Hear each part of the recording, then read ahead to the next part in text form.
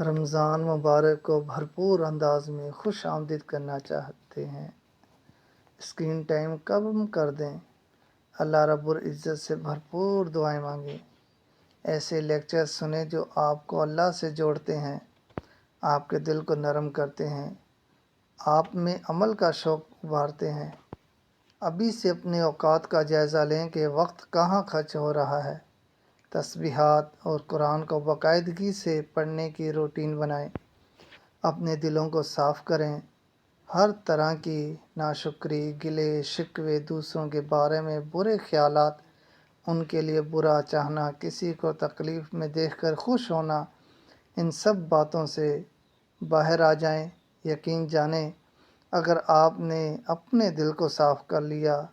اللہ آپ کو ایمان کی وہ حلاوت نصیب کرے گا کہ اس کے بعد کسی اور چیز کی طلب باقی نہیں رہے گی۔